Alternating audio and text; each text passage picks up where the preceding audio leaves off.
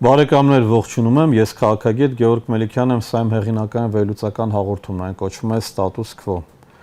Մենք այսօր հյուրընկալել ենք Հայաստանի ժողովրդական շարժում հասարակական կազմակերպության համակարգող թուրքագետ Վազգեն Պետրոսյանը։ Վազգեն, ողջունում եմ։ Ողջույն։ Ուրախ եմ, մենք այս տաղավարում երբեք չենք հանդիպել եւ դրանից առաջ չենք ունեցել տաղավարում հանդիպելու, դրա համար ողջունում եմ ձեր առաջին մուտքը Եվրամեդիա եւ մասնավորապես այս հաղորդումը։ Խոսենք այսօր Իրանից, Իրանը բոլորիս ուշադրության կենտրոնում է, պատերազմ, բավական լուրջ հետևանքներ։ Ես կուզեի մի փոքր մտնենք իր անատոմիայի մեջ, այսպես ասած, որն է ձեզ Միացյալ Նահանգների եւ Իսրայելի բուն նպատակը այս հարձակումը իրականացնելու համար եւ արդյոք ըստ ձեզ իրենք հասան իրենց նպատակին կամ հասնում են, հետո մենք անցնենք այլ հարցերին հարակից։ Որպեսզի մենք հասկանանք բույն պատերազմի պատճառը, մենք պետք է մի քիչ հետ վերադառնանք եւ թույլ տվեք մի քիչ խորանանք պատմությանը մեջ մինչեւ սովետական միության, խորհրդային միության փլուզումը։ Խորհրդային միության փլուզումից հետո ստեղծված միաբևեռ աշխարհը պարզ էր, որ շատ երկար չէր դիմանա եւ իր առաջի նշույլը ցույց տվեց դեռևս 1990 թվականին, երբ Միացյալ Նահանգները հարձակվեց Իրաքի վրա։ Այն ժամանակ Միացյալ Նահանգները նոր համաշխարհային համակարգը, որը հենված էր իր տեսակետով միաբևեռ ուժի վրա, փորձեց հաստատել այն բանով, որ բոլոր կարևորագույն նեղուցները աշխարհինը վերցնի իր վերահսկողության տակ, այդ թվում նաև Պարսից ծոցը։ Այդ իսկ պատճառով իրենք հրահրեցին Միացյալ Նահանգների դեսպանը Իրաքում հրահրեց եւ Սադամ Հուսեյնը հարձակվեց Քուվեյթի վրա, որից հետո Միացյալ Նահանգները ունեցավ պատրվակ զորքերը տեղափոխի Պարսից ծոց եւ սկսի պատերազմը այնտեղ եւ վերահսկողություն սահմանի աշխարհի խոշորագույն եւ կարեւորագույն նեղուցներից մեկի վրա։ Դրանից հետո տեղի ունեցած իրադարձությունները, այդ թվում նաև Բալկանյան պատերազմը, նաև Հարավսլավիայի ռմբակոծությունը եւ հետո արդեն 2000-ական թվականներից հետո աշխարհի տարբեր երկրներում սկսած գունավոր հեղափոխությունները մի նպատակ էր հետապնդում։ Ամրապնդել նոր համաշխարհային համակարգը Միացյալ Նահանգների գլխավորությամբ։ Դա սկսեց ճակ տալ դեռևս 2007 թվականի դեկտեմբերի Մյունխենյան գագաթնաժողովից հետո, երբ Ռուսաստանի նախագահը ազդարարեց, որ այսպես չի կարելի եւ չի կարելի օտար պետությունների ինքնիշխանությունը ոտնատակ տալ։ Եվ մենք հիշում ենք, որ այդտեղ Ջորջ Բուշը կրծերը Վլադիմիր Պուտինին ասաց, որ դու գնա ինչ ուզում ես արա, մենք տարածվելու ենք։ Եվ իրենք հստակ հայտարարեցին, որ ՆԱՏՕ-ն տարածվելու է դեպի Մոլդովա, Վրաստան եւ Ուկրաինա։ Հաջորդ տարին 2008 թվականին ռուս-վրացական պատերազմը իրականության մեջ փորձ էր Ռուսաստանի կողմից, որպեսզի տեսնեին իրենց թույլ կետերը։ Եվ իրենք տեսան, որ Միացյալ Նահանգները անջատելով ինտերնետ համակարգը, անջատելով GPS համակարգը, բավականին խոցելի վիճակի մեջ դրեց ռուսական զորքերին։ Դրանից հետո Ռուսաստանի կառավարության որոշումները, իրենք կստեղծեն իրենց ինտերնետ համակարգը, իրենք կստեղծեն իրենց GPS նոր համակարգը եւ դրանից հետո արդեն Չինաստանի հրապարակ գալը 2010 թվականից հետո բերեց աշխարհաքաղաքական իրավիճակների փոփոխությանը եւ ավելի լարվածությանը։ Եվ մենք դրա համար տեսնում ենք 2011 թվականից հետո արաբական ավելի մոտ կանք, ուղղակի ժամանակի խնդիր ունենք։ Հենց հիմա մենք արդեն հերրու այդ քրոնոլոգիա այդ խորը չէ, մենք մեր ժամանակն է, որտեղ ժամանակի խնդիրը այս սովության։ Հենց այս կոնկրետ հիմա ինչն է պատճառը, որ հարձակվում է։ Աշխարհաքաղաքական իրավիճակի փոփոխություն, նոր համաշխարհային համակարգի ստեղծում, որ իրականության մեջ սկսեց Արցախյան պատերազմով եւ այդ պատերազմից հետո համաշխարհային համակարգը սկսեց ձևափոխվել եւ մեր տարածաշրջանում սկսեցին փոփոխություններ, որի արձագանքը մենք արդեն տեսնում ենք ամբողջ աշխարհում։ Սա է, ուրիշ ոչ մի բան չէ, համաշխարհային համակարգի փոփոխությունն է։ Դուք էլ աղիք, կա մի քանի վարկածա, որ Միացյալ Նահանգները նախ խնդիր ուներ Իսրայելին հաջողանալու։ Բացարձակապես այդպեսի չի։ Ես վարկածն եմ ասում, դուք կարող եք ինքն եք կարող եք ասել վարկածն եւ որն է ճիշտ, որն է կամ ձեզ որն է ավելի իրատեսական։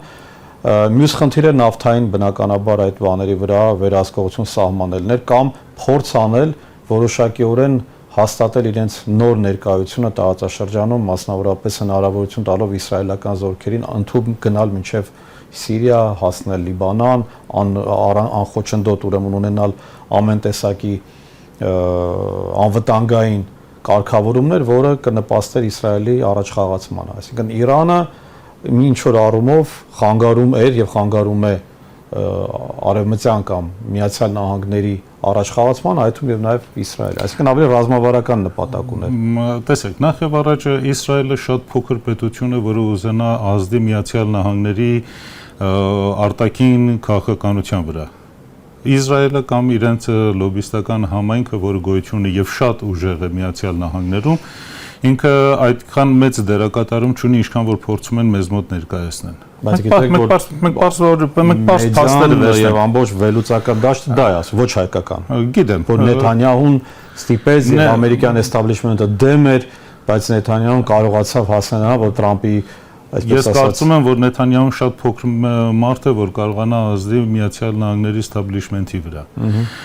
Խնդիրը հետեւյալում է, որ Նեթանյահուն եւ Իսրայելը քավության նոխազն այս ամեն ինչի մեջ։ Ամբողջ աշխարհում ապրում է շուրջ 25-ից 30 միլիոն հրեա։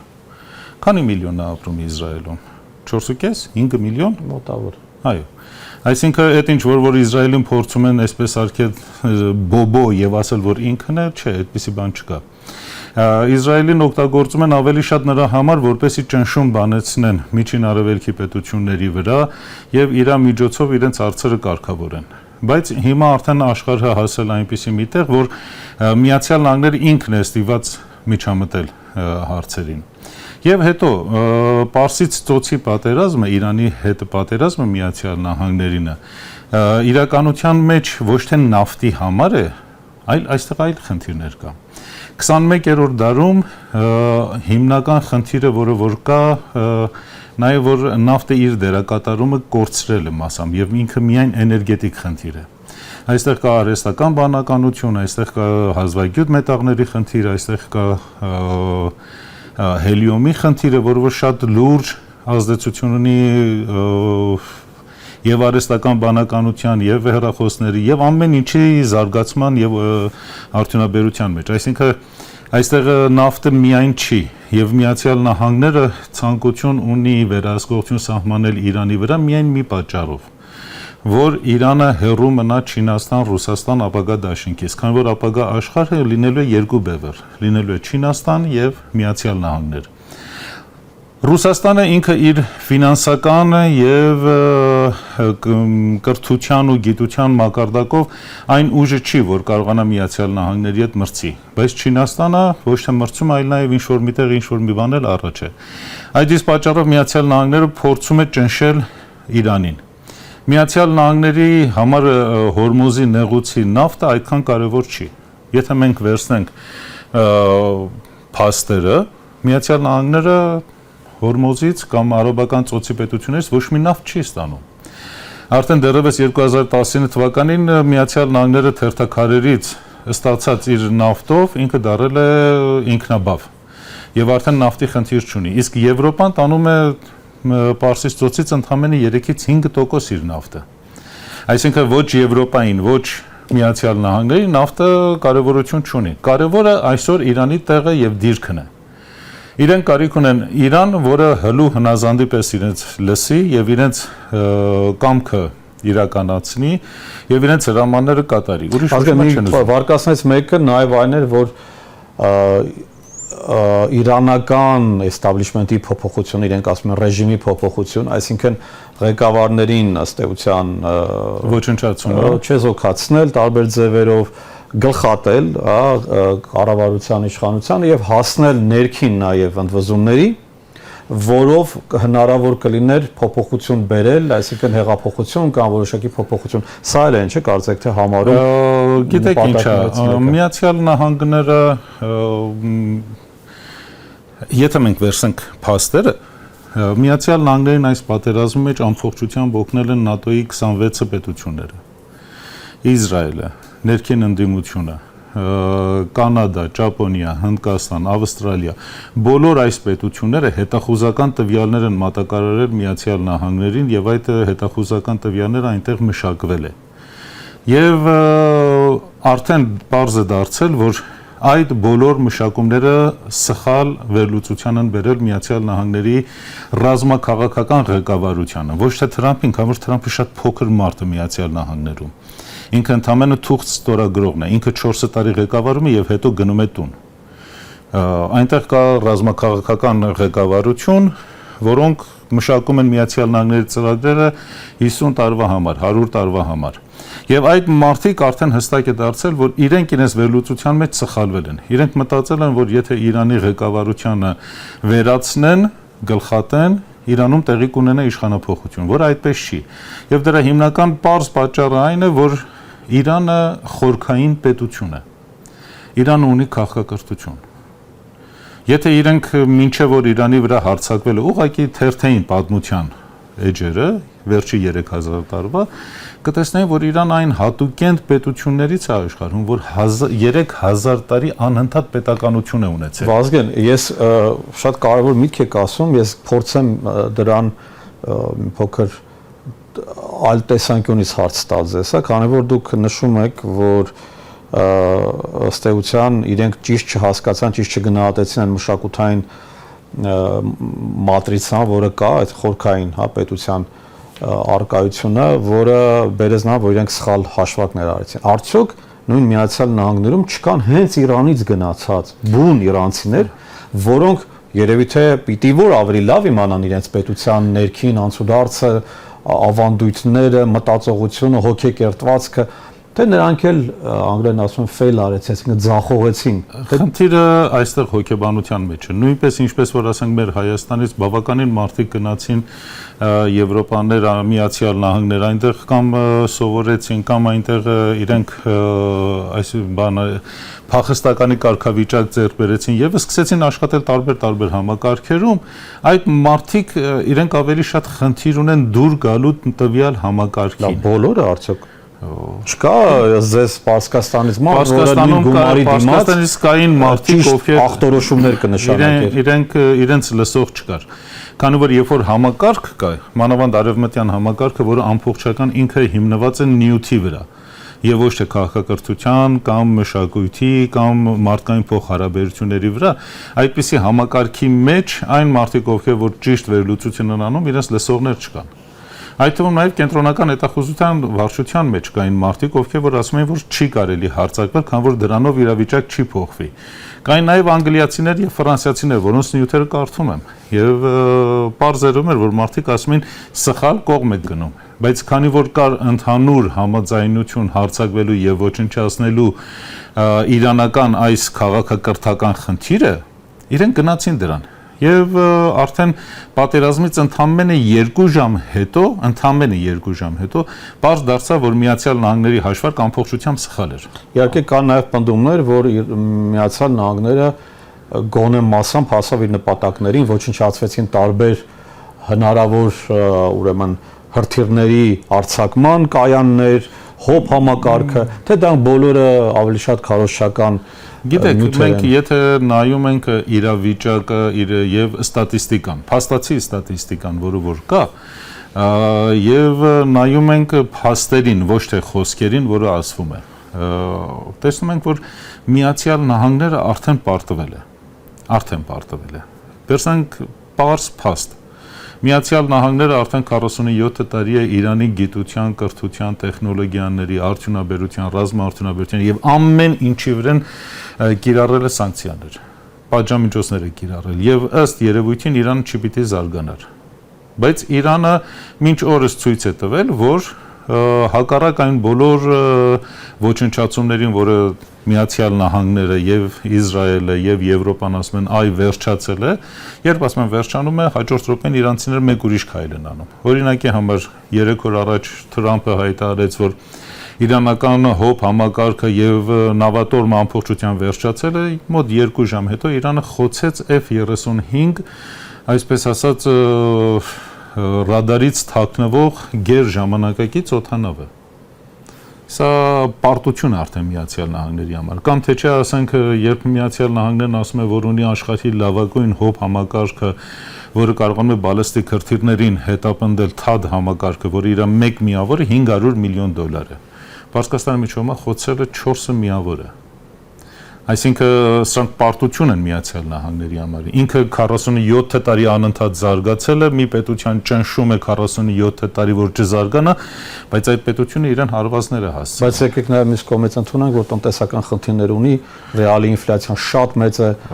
եւ Միացյալ Նահանգները կարող է տնտեսական խնդիր չունի։ Միացյալ Նահանգները իրար թողնած Միացյալ Նահանգներն, բայց մենք գիտենք, որ Իրանում ի վերջո տնտեսական իրենք են ընդունում, որ իրենք տնտեսական դուք եք փաստում, որ միանշանակ 47 տարի պատժամիջոցների տակ ապրելը, գոյատևելը, նույն ժամանակ նաև զարգանալ ու գեր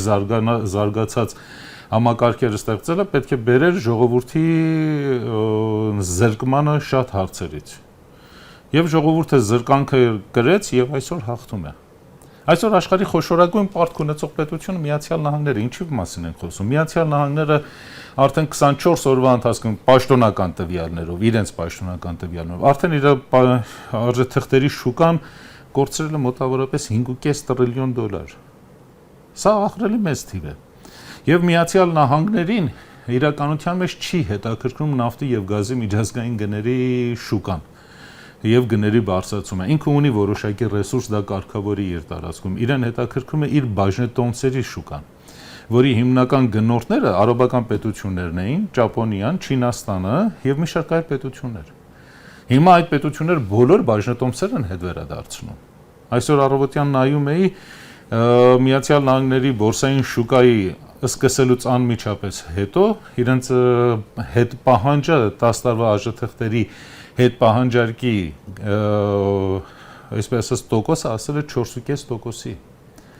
Սա սարսափելի մեծ թիվ է։ Եվ եթե այսպես շարունակվի եւս մի քանի օր, Միացյալ Նահանգների ամբողջ այդ ֆոնդային բորսան կփլվի։ Այսինքն տնտեսական խնդիրը, որ մենք խոսում ենք, Իրանի տնտեսությունը ինչ է, թող ամբողջ համաշխարհային շուկայի մեջ մի $600 միլիարդ պատմություն է։ Ինքը ոչ մի բան չի անի։ Ազգեն, որքանով եք այն նաև նարատիվները, այսինքն ինչպես է գնահատում այն նարատիվները, որ շահի ժառանգորդը կարող է վերադառնալ, դրանք որն է այդտեղ ճշմարտությունը, որքան է այդտեղ քարոզչությունը։ Ամբողջությամբ քարոզչությունը այդտեղ ոչ մի ճշմարտություն չկա։ Միացյալ Նահանգներում ապրող եւ 47 տարի